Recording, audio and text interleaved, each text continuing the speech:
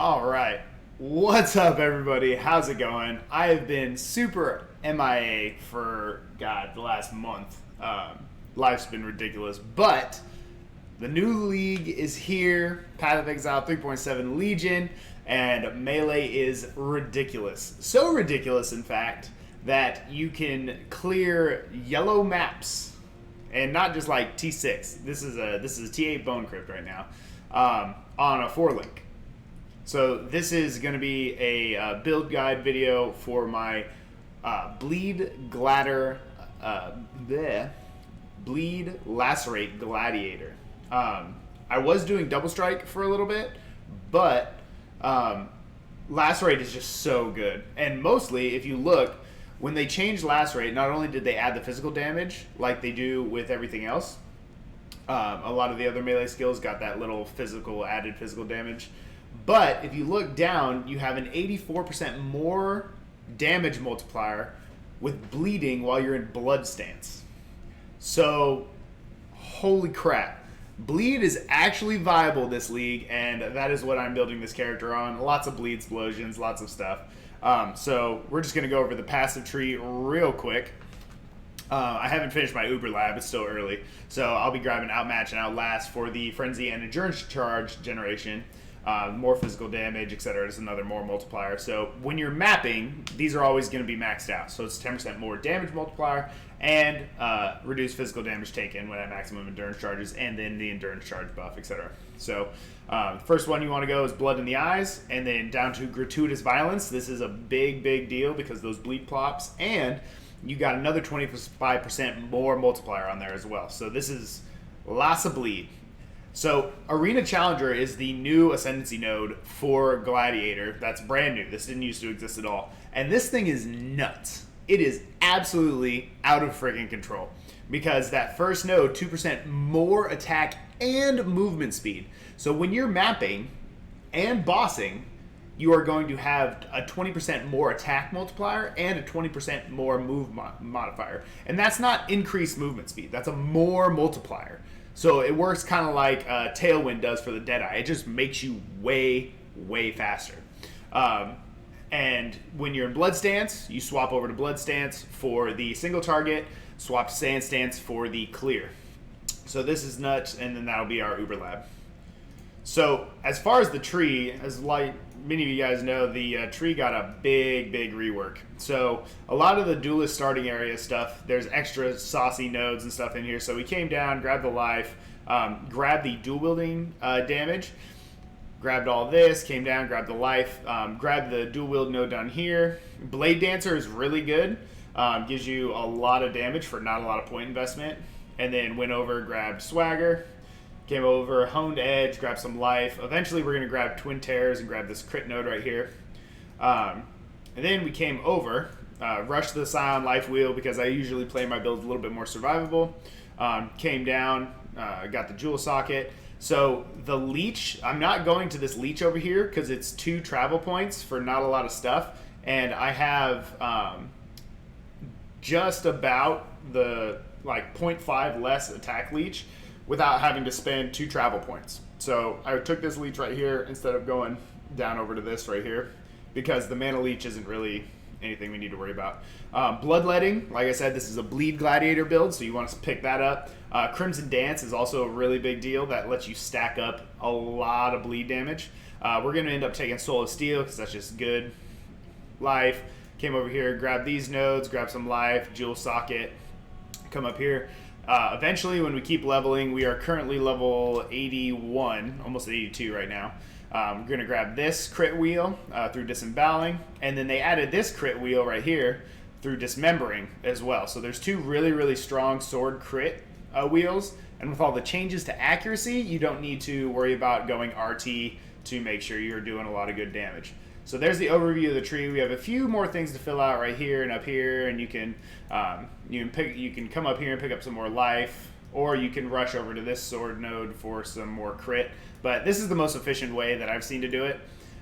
One of the really good things about this build right now is the fact that even without investing, I don't have any gear with accuracy on it. I'm still using starter gear. I bought like a belt. Everything else I have found. So even with that, my accuracy is pretty much 100%, which is nuts. You used to not be able to get that kind of stuff unless you went RT or really invested into some accuracy nodes, right? Now, with all the changes, you don't have to do that.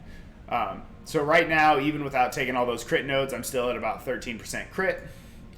We have all our resistances more than maxed out, and the kicker for this build that is really, really awesome is this chance to block attack damage. So I'm at 54% without having to go out of my way to invest in block at all, which is really, really awesome. For a long time, I was considering going through Painforged and Versatile Combatant, because then I'd have essentially 60 plus block and spell block, which is nuts survivability wise. But Arena Challenger is just too good not to get. And if you're going up through Painforged isn't that great, but the Versatile Combatant is. So this was always kind of like a meh node anyway, and you're not going full block anyway for Violent Retaliation. So Arena Challenger and Outmatch Outlast are probably going to be the best ones for you. One other thing to note that is really, really awesome is the counterattack skills. So you have Vengeance, you got Riposte, Reckoning, and link it to Melee Phys. So if you look down here, my Riposte damage is 30k, which is redonkulous. So I got 30k Riposte damage, so every time I block with that 54% spell block, it baps the crap out of whatever hits me, which can also trigger your bleed explosion pops. So something hits you, your counterattacks kill it, it explodes and kills everything around it. It's very, very awesome. So we got Riposte, we got 14k on Vengeance. So every time I am hit, I perform a counterattack, and that's enemies around me. So that's an AoE, this is a single target one. And then when I block, I do cone AoE. So every time you're hit or block or whatever, you're shooting out automatic counterattacks that are strong enough to actually kill stuff, even in maps, on a 4-link, which is pretty awesome. So yeah, it's ridiculous, and I'm really, really having a good time with it. So we'll go over gear real quick. All this stuff is dirt cheap. I have found almost all of this. I think I bought a Scava. But that's what we're going to be using for this. It's a really, really good early weapon. It's only like 2 or 3 chaos. But really, really good for what we're trying to do, right? So Scava, dual wielding him. I got a blue socket on this just to give me that little bit of life leech. So again, I don't have to spin the travel nodes. We are using an anvil. We will eventually swap this out, but that will drop our block a little bit, but we're still going to be sitting around 50%. So this helmet is really, really good. One of my, we were able to find this helmet and get it not quite what we want, but it'll work for now. It's got good life, good armor, not a lot of resist on it, and it's got that global accuracy, so that's pretty cool. I actually found this in a Legion encounter, and this thing is nuts. Eventually, I am going to 5-link this and use this until I get my 6-link belly, which will be my end game. But this is pretty solid as far as chest piece go for something you can find. Rings are pretty garbage. Nothing special here. Like I said, this is all just stuff that I found. This belt was a chaos, so I got that. Boots, just found, crafted some move speed onto them. And these I found, which are pretty decent. But that's it. Just running freeze, bleed flasks, some move speed flasks, mana flasks just in case. So for auras, we are currently running the new Blood and Sand, which is a huge deal in the build. We got Punishment on a Blasphemy because that's giving us a more physical damage multiplier when we hit stuff, which is great. I'm running Herald of Purity right now mainly as a defensive thing. I'll eventually be dropping this and putting, I don't know, maybe another thing on Blasphemy with another curse or something. But these are really, really useful, especially in the Legion counters where it's really easy to get swarmed. They kind of just run around and distract shit. And then Precision is really, really good. So I'm running this as well because this costs almost nothing. You can use it at level 1 and it gives you a bunch of accuracy and like 40-something increased critical strike chance for pretty much 0 investment, which is nuts. So you definitely want to run that. So that's what we're running. Right now we're looking at 14k lacerate damage while in Sand Stance. and 16 while in blood. And you keep this blood and sand on here, so you just swap back and forth when you go fighting bosses or clearing maps or whatever. And you just press it. It's got a very, very short cooldown on it. And then what we're also using is Blade Storm. This is another one of the new gems, and it's freaking awesome, and it really does help with cleaning up trash. Lacerate can be a little weird with the new move speed canceling stuff. So this really helps. Instead of like going after the onesie twosie mobs that kind of like escape your AoE, right? You can just cast this and it chases them around, and you can have 3 of them up at a time. And it's just a good way to kind of clear out trash as you're kind of like speeding through maps and stuff. And I just keep these there so because I think it looks cool. But yeah, so we're using Leap Slam, which is actually feels much better, much better than it did in the past. So that's the generalized thing in the build. Here are the cosmetics I'm using if you guys are into that. Pretty much all the Mystic, Spectre stuff, Spectre Portal, and then my little Mystic pets down here. Alright, so let's run through a map. We're sitting at just under 5k life with absolute garbage gear. So let's just kind of show you guys what you can expect. One thing that I do like is they made the rares like way tankier. And you can kind of see the bleeds doing their job as we kind of rush through this here. And keep in mind, this is a T8 map on a 4-link. So it's very, very fun. Pop out some of these.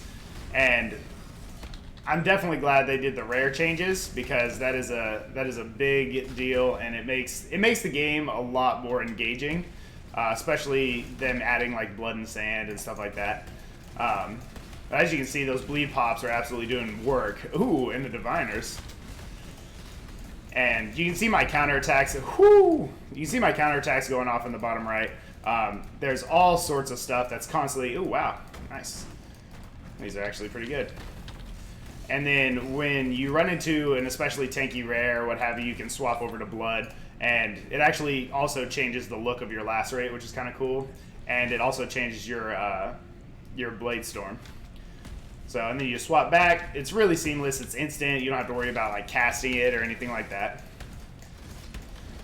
But with this build, you'll be able to do all the way through yellow tier maps on a 4-link. So you can see why that gets a little ridiculous. So here's a Legion coming up over here. Let's show you guys what that kind of looks like. What you can expect to do with the Legion while you're running around with this build. So you can see that bleed really doing its business. So that's another reason why Blade Storm's really useful. You can cast it while you're running around looking for chests, and you still get stuff to kill, which is really, really nice. Every once in a while you'll get stuck. Nuke down the rares. And this map is actually pretty rippy. I'll show you guys the modifiers here in a sec. It's got crit multi, more monster damage, and more, ooh, dense fossil, sweet. And a bunch of other rippy stuff on it. And we're still surviving just fine, even with under 5k life and a 4-link, thanks to that block chance. It really does make it really survivable. And then let's go up to the boss, and I'll show you guys what to expect with that. But as you can see here, I'll show you guys what I mean with these blocks. So if anything ever wants to hit me, okay, it's not hitting me. Here we go. Yeah, see, I didn't even attack anything just there. It just did it all by itself. So as you're kind of speeding through, stuff hits you. It'll usually just kill itself outright, which is kind of hilarious. All right, we'll do you later, Zana. Ain't got time for you, Zana.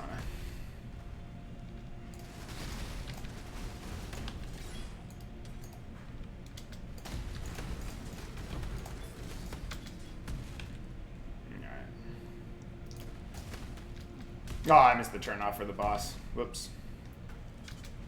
But Leap Slam is definitely what I would recommend with this build. I was trying out Dash and some of the new movement speed skills, and I wasn't a huge fan of them, simply because they do have a bit of a cooldown, and Leap Slam doesn't really. This map is a terrible example of that, I guess, but it does go pretty smooth as you're running through. And then you just blast out the move speed flasks whenever you get hung up. There we go. As you can see, everything just kind of, right here, this is where we switch to blood, drop out that, and you just kind of melt everything down. And keep in mind, this is on a 4-link, so, and then you will just let you can see the bleeds doing their damage, and they just last. Whoop. So that's the build, guys. I will be going over more details as I continue to progress. I'll put the link to Twitch and the POB and then the optimized POB, and everything will be down in the description. Let me know what you guys think. Let me know what you are playing this league. And thank you guys for hanging out. Thanks for watching. And if I missed anything, just ask me in the comments and I'll make sure to watch and answer those as we go. But one more look over at the gear and we should be good to go. So that's it. Thanks for watching. Have a great day and see you guys next time.